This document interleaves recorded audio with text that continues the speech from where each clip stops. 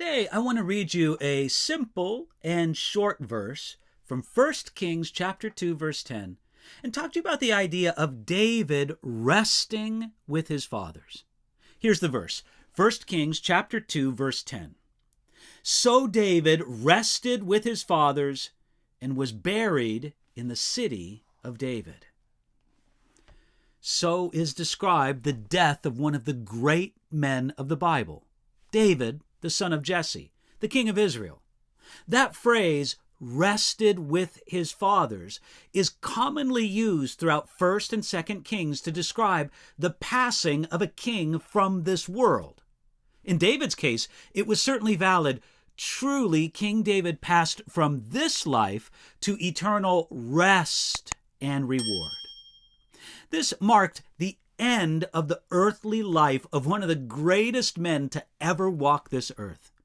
As it says in another place, 1 Chronicles chapter 29, so he died in a good old age, full of days and riches and honor. Now, in David's life, there were a few scandals and many problems, but we hear not a word of them at the end of his life, and fairly so, for at least two reasons. First, he had genuinely repented and made peace with God for his prior sins. Look, we all know of David's infamous liaison with Bathsheba, but we should also know that this was the last of this kind of sin mentioned with David. You see, evidence this is that he truly repented. Second, though such scandals and problems were true of David, it would be unfair to characterize his life as a whole by those things. None of us wants to be judged only by our worst moments, and it would be wrong to so judge King David. It's much better to think of David's life as it really was, not ignoring his sins, but seeing the full picture. I like what Alan Redpath said about David regarding this point. I'll quote him right here. He was a shepherd, a soldier, an outlaw, a king, a fugitive, a sinner, a saint, a poet. His experiences were the writing of God on his life, making him into a man after God's own heart.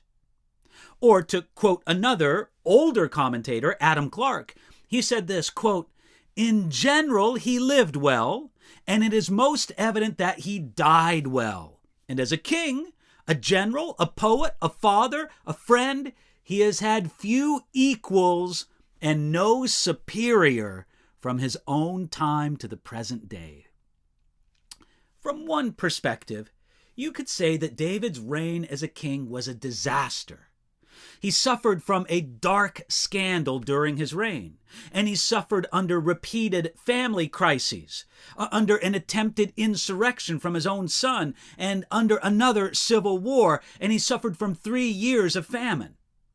Now, in contrast to David, his son Solomon's reign seemed perfect.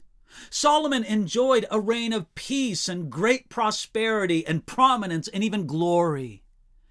Yet the Bible has nothing but praise for David and his reign, reflected in passages like Psalm 89, verse 20, Isaiah 55, verses 3 and 4, Romans chapter 1, verse 3, and even Revelation chapter 22, verse 16.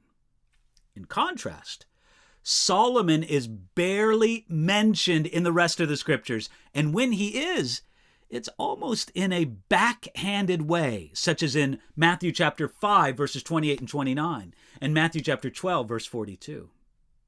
The difference between David and Solomon was found in their different relationships with God. David's passion in life was simply to be with God. You'll find that in Psalm 84, verse 10. While Solomon's passion was personal improvement. You'll find that in 1 Kings chapter 3, verses 4 through 15. We can also say that David endured to the end, loving and serving God, even in the final chapters of his life, while Solomon forsook God in his later years. Look, Solomon knew a lot about God. He knew a lot about everything. But David was a true follower of God, a man after God's own heart. In this manner, don't be caught as a Solomon instead of a David. Pursue the Lord more than personal improvement itself. God will move in your life, and when it's all said and done, you will rest and be gathered unto your fathers.